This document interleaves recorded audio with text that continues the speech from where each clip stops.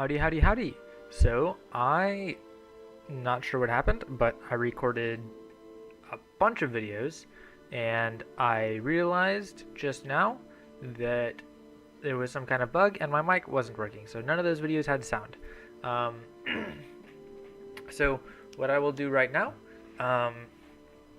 is review one of them. So, in the video that was not recorded, or was recorded but didn't have audio, what I did is I built this deck from scratch, and I chose the upgrades sort of intentionally, okay?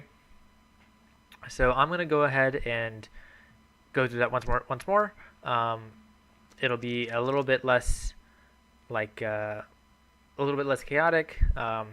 It'll be more organized this time, so you won't see exactly what I'm thinking as I'm thinking, but instead I'll just kind of go through the cards and let you know what I'm doing. So here are the cards that I happen to have right now. Let's just look at Shadow Frost. I do have a Dread Charger, but I only have one Dread Charger, whereas instead I have two Witch Claws, and Dread Chargers are quite expensive, so it's much easier to buy more Witch Claws than more Dread Chargers. If we look at Dread Chargers, Witch Claws are about 5 Battleforge points. Dread Chargers you see are in upper 300s, right? So for this deck, which I don't super intend to invest a lot in, Witch Claws are fine. Yes, Dread Chargers are better, but Witch Claws they're okay, right? It's not like picking Scavenger versus Nomad. Scavenger's way better than Nomad. Witch Claws are just slightly worse than Dread Charger. So I've got Witch Claws, Forsaken. As we've discussed previously, your Tier 1 archers are a super core part of your deck. They're very important to be upgrade 3 and have as many charges as possible. So this Forsaken I've got 2 charges. You can see I've got 10. So I'd feel much more comfortable having just one more charge in PvP. So if I were to use this deck and go into PvP, I would like to take one more. I've got 16 Battleforge points. I can probably get a Forsaken for that. And yeah. Nox Trooper is also super important. It's upgrade 2, which is slightly important. Because if you see the Scavenger, the typical way of fighting the Scavenger is to shoot him once, and then even if he runs away, oh, never mind. I need to be able to get the shot on him first. Even if he runs away, oh my goodness. Okay, let's try this again. The typical trick is to get one shot, and then this thing, and even if he runs away, it will follow him, and it will kill him. Except that it survives by 23, and the upgrade 3 gives him 25 more damage, right? So it's mildly significant, right? If I don't have upgrade 3, I just need to shoot twice. So yeah, that's annoying. Yeah, it's going to be some small micro trades. Also, like, he has less damage. But I think overall it's okay. It's okay for him to be U2 if something is going to be U2.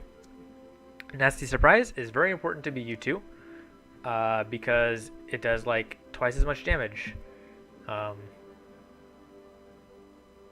Well, not twice as much, but close, right? You get 50% more damage,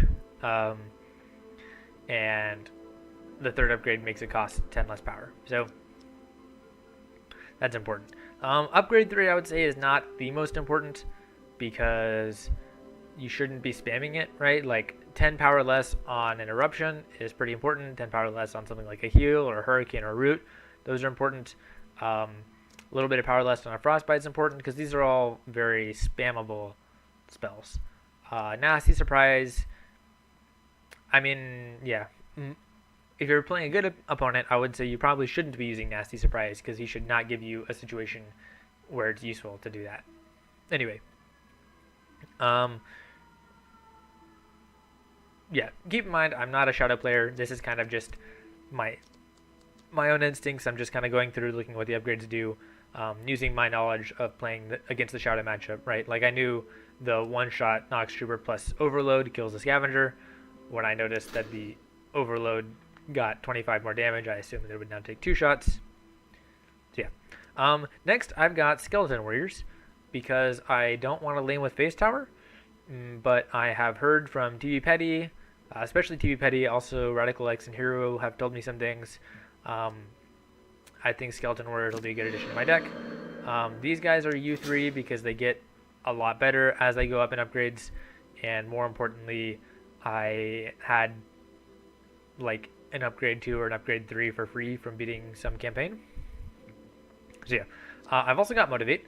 Motivate is not essential in a Shadow deck, but I happen to get it from a booster. So you can see 5 more seconds. Yeah, it would be nice to have upgrade 2 and 3, but also I only have 1 charge, so I'm not going to be really spamming it. So, you know, it's okay.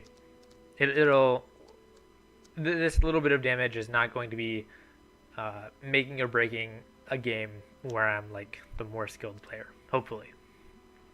Life Weaving is something I've got in my deck because I got it from a booster. You definitely don't need to have it in your deck. Definitely having upgrades 3 is very nice. Actually, can I afford upgrade 1? Let me just do it. I can afford this upgrade. Ha ha ha. So, yeah. Life Weaving is not very good for tier 1, but since I'm playing tier 2 with Lost Reaver and tier 3 with Grigori, I think it's a nice addition to my deck. If you don't have it and you really, really want to buff, you can use like Unholy Power, which is somewhere. Unholy Power, yeah. I think Life Weaving is better most of the time.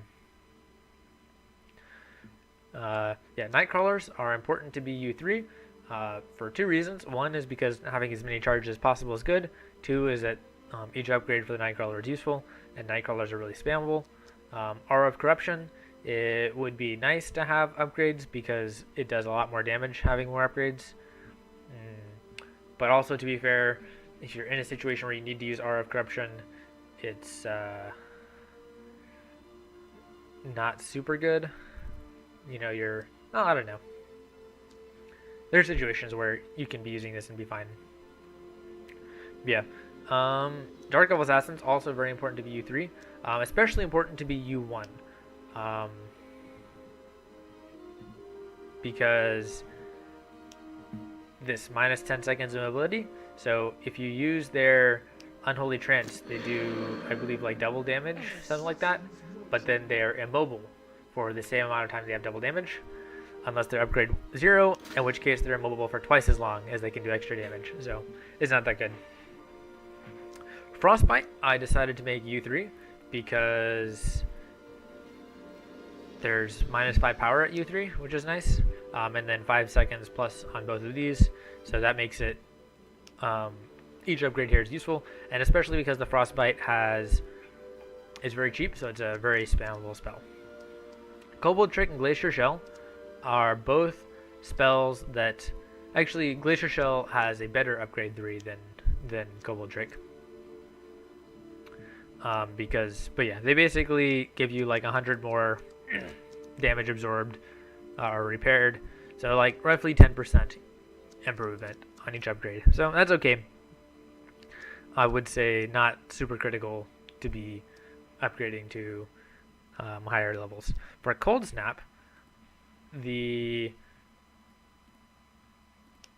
lets you add +1 frozen target, but you already have how many? Oh, only 5? Okay, so 5 to 7. Okay, that's nice.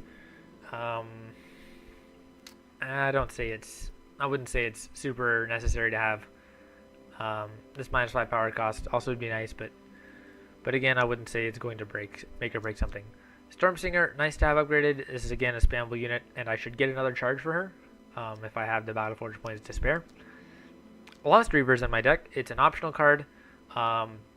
If I were to build this deck and not be building this for the sake of you guys, I would probably include Shadow Phoenixes because I happen to get a bunch of Shadow Phoenixes in a booster. So I've got like 4 Shadow Phoenixes somehow. So, but Shadow Phoenixes are expensive, like the 300 Battleforge point range. So I don't want to put them on my deck and advertise this as like a cheap deck, you know. But yeah, this deck can be fairly budget, right? Like the Nox Trooper, I would say, is the most expensive essential card. But yeah, like Nox Trooper and Dark Elf Assassins and Stormsinger. These are the cards that are going to be like the most expensive cards in your deck and necessary. This is expensive, it's not super necessary. Grigori is expensive, not super necessary either, because you can, like, there's a ton of tier 3 cards that are really good for Shadow Frost, right? Like you can go Shadow Frost or Shadow Frost, like either way. Both have super good options. Cultist Master is great, Ashbone Pyro is great, Tremor is great, I've got it in here. Grigori is great, Timeless One's great. So yeah, you have a ton of options. Grigori is arguably the best, but I mean everything's good, right? So it's not such a big deal. But yeah, my tier 3, I've got 4 cards. Silverwood Lancers are upgrade 3. Very important because they have a ton of charges, right? You have 20 of them when you have full charges. So that's nice because it lets me like not run out of charges if we get to super high tier 3. Shield building there is for further defense, because I would say my general strategy with this deck is to play like spam this card and this card and this card as much as possible, and then like some Lost Reavers for offense. But yeah, basically just spam stuff in tier 2 and then come in with like a very powerful tier 3. So I would like to upgrade my Tremors. How much better do Tremors get if I upgrade them? I think get more life points and a little more on the ground slam, so it's okay. You know, Grigori is good. How much does this get when it's upgraded? More life points. So yeah, I mean, oh hey, I have an upgrade. I guess from beating something? Should I apply it? I'll apply it. Oh, I don't have enough gold. Oops. So yeah, so this is my deck. And hopefully all the choices are self-evident. There's not a ton of leeway here because of the cards I have, right? So I don't have Mountaineer. That means I've got the Lost Reaver. This is also an expensive card, and it's important to defend against tie-powered attacks. On the other hand, I'm curious if any top players would weigh in on whether they think it's okay to play a deck without Aura of Corruption. I suspect it's not, but also if you... Like, a lot of times I play and I just kind of play around Aura of Corruption, so people don't really have an opportunity to use against me. I guess, definitely depending on the matchup. Probably against Pure Frost, Aura of Corruption is pretty important. So yeah, hope you guys enjoyed that. Hope you guys learned something from my Shadow Frost deck. I played this deck a couple times when it was literally this guy had my only upgrade on it. Like this was U2 and this was U1, and the rest of it was deck level 0. And I continually ran out of charges and wasn't able to get anywhere. So hopefully I will be able to play some PvP with this deck. And what deck level is it? Deck level 55. Okay, so yeah, not bad. So hopefully I'll be able to play some with this, and you'll see how to use this budget deck. It's not super budget, right, because we've been playing long enough that I've been able to accumulate some stuff. But I would say it's as budget as reasonable, and I feel like this is a reasonable deck to compete with PvP, especially if you get some more upgrades, right? This guy I would like to be U3. This guy I would like to be U3. She needs more charges. Just a couple more upgrades on my tier 3 would make me feel much better going competitive against like someone my skill level. But going against another deck level 50, this deck is perfectly fine and is probably going to be better than most level 50 decks. So once again, thank you guys for watching. I hope you learned something from this, and if you want me to do the same series continuing for some other decks, especially because I've upgraded some of my tier 1 further, I can stretch my gold, and hopefully I can make more decks, right? So let me know if you guys are interested to see that, and thank you for watching. Alright, quick addendum. I finally was able to play some games against Mocock. Those games, if you guys want, I will post in a couple days. Well, we'll see. I need to cast those, but I'll cast them in a couple days. Hopefully, get them up by the end of the week if you guys want. So, I played exactly with this deck you can see here. Now I'm not the greatest shadow player, so I didn't win all my games. I got run over in tier 1 a couple times. I figured not much point in showing you that. That's just me making some obvious mistakes. So, things that I noticed about this deck that I would like more. Life Weaving is kind of useless. I did get it to upgrade 1. And I might have upgraded my Aura of Corruption. Yeah, I did get the gold to upgrade my Aura of Corruption in the meantime. Upgrade 1 makes it much better, but like upgrade 2 and upgrade 3 are nice. So yeah, Aura of Corruption not very good at U1. Nox Trooper would really have liked this upgrade 2. I think you'll see. I don't know if I saved those replays, but twice I shot something and I was like 20 health short, so that would have been nice. Forsaken, yeah, this only having 10 squads, it didn't cost me any games, but it did make life a little difficult, and if my opponent had known I only had 10, it might have cost me some games. Witch Claws, their stats seem kind of bad. It just feels like they die really quick. I don't know, but yeah. Motivate I used a couple times, not sure how much use I got out of it. Aura of Corruption didn't help me at all. Maybe that's because I wasn't using it right. Jargle Assassins are good. Frostbite I used not enough. Kobold Trick and Glacier Shell. I have this tendency to want to wait until just the very last bit before I upgrade, or before I use it, and then the lag eats me and I don't get it off. So that was a problem a couple times. Mostly that's me needing to play better. Cold Snap seemed to work okay. I didn't use as much as I needed to, but it's kind of expensive, so I didn't really feel the need to spam it. Storm Singers. I ran out of charges in Storm Singers every game. That was kind of annoying. Lost Reaver. Didn't really run out of charges. Like, there were a couple times where I would have liked to have more Lost Reavers. But yeah, I don't know, it just feels like they're weak, but it doesn't seem like he benefits like a ton from upgrades. Yeah, Tremor. I lost a game because I didn't have enough Tremor charges. Made me very sad. Lost Grigori.